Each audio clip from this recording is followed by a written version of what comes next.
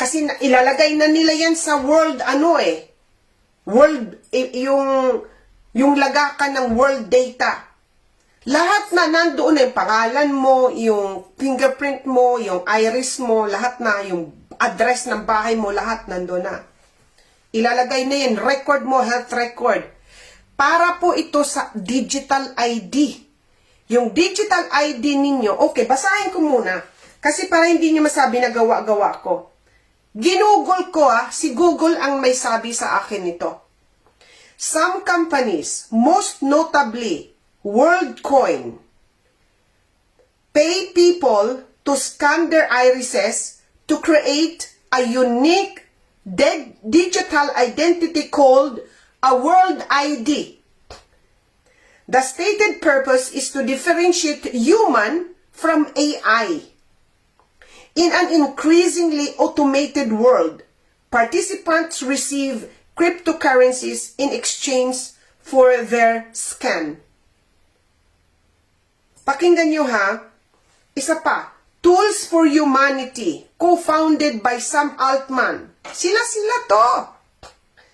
Is a company that pays people, nagbabayad sa mga tao in its own cryptocurrency, WorldCoin, in exchange for an iris scan. MasterCard and PayEye are also partnering in a pilot program in Poland that allows customer to pay with iris scan. Magbabayad na kayo gamit nito. Kaya yung mga nagpapayad ba na makuha ito, hindi nyo alam kung saan napupunta yung mga biometric data. Yung biometric data natin, ibebenta yon sa mga third party. Sa mga businesses na gusto nilang targetin tayo. Targetin yung isang region, targetin ang isang bayan, targetin ang isang specific na lugar. Whether it is through publicity, whether it is through na talagang targetin tayo, o sige, ayan dyan, yung lugar na yan, mga mahihilig yan sa sa mga kumain ng mga taba or kumain ng mga pagkain ng itong mga processed food. Alam na nila yon kung saang lugar yon at yon, ibubombard kayo ng mga publicity tungkol sa mga mutga, sa kung anong kitsa ang meron sa lugar na yon. Ganun po ang gagawin nila, mga curious. World ID, World Digital ID. Wala ka ng lusot. Ikaw na mahirap ka kung ayaw mo ngayon magpatuslok dahil naggurgur na yung mga anak kapitbahay mo at takot ka na magpatuslok. Now, because of this, digital ID na nandoon na yung world record sa bangko ng world database, lahat ng information mo. Magbibigay na yan ang AI ng identification card, ng ID, tailored, ikaw na yon, alam na lahat tungkol sa'yo. Pag nagkaroon ng Monique Plande, at magtuslukan na naman, kahit saang sulok ka, alam na nila kung nasaan ka. Lalo na, di ba yung creation ng CDC, ang mga bansa ngayon, nire-register na yung mga phone number ninyo. Kasama na yan yung mga companies, lahat na yan, lahat ng information regarding nyo, alam niya kahit kung nasaan kayo, kung tumatay kayo, nasa labas kayo. Kasi yung mga phones ninyo nakaregister na rin. Universal nga Okay? Magkakaroon ng World Digital ID. Yun ang purpose nila. Wala ka nang ligtas kahit anong gawin mo. Ayaw mong magpatuslok, ayaw mong sumunod sa kung anuman ipapatupad nila, tapos magkataon na ayaw mo, hindi ka na po pwedeng umayaw kasi malulocate ka na nila anytime. Alam na nila yung whereabouts mo.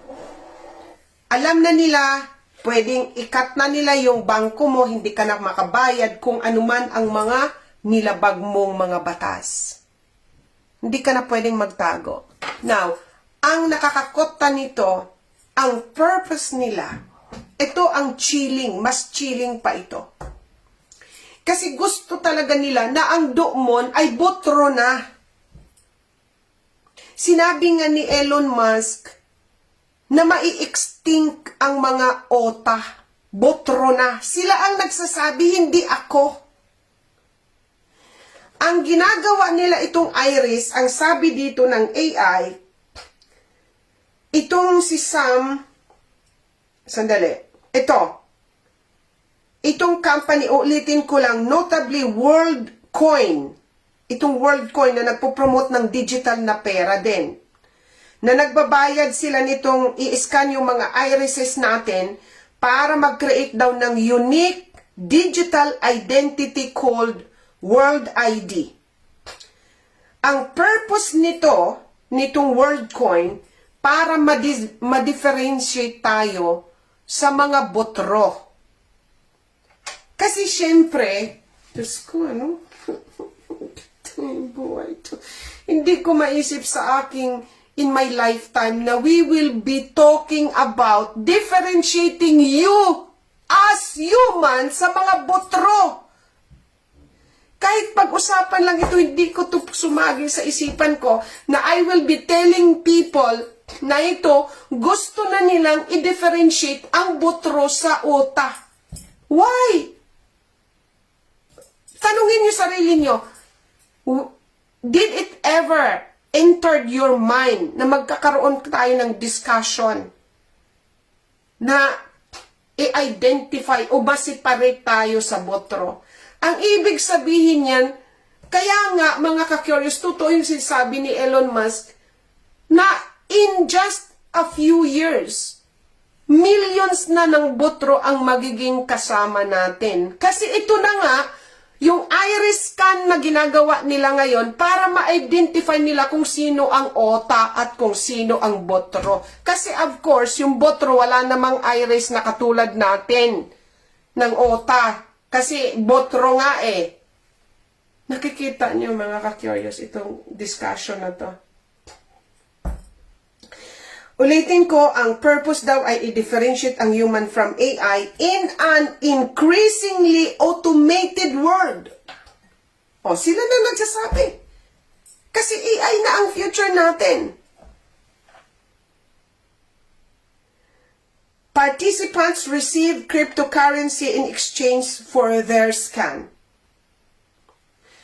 Ayan po yun. Kasi tingnan mo, ang nakalagay, the legality of companies paying for iris scan is complex and depends on the country's laws. Many jurisdictions, including the EU, kami dito sa European Union, have strict regulations like the GDPR that classify biometric data as a special category, requiring explicit and freely given consent. Authorities in some countries like Brazil have banned companies from paying iris scans, arguing that monetary compensation can undermine a person's ability to give truly free consent. I agree. Yun na nga yung kasasabi ko lang na kahit ayaw nila, napipilitan kasi gutom sila. So it should be banned in countries. Dito sa Europe, mahirapan sila.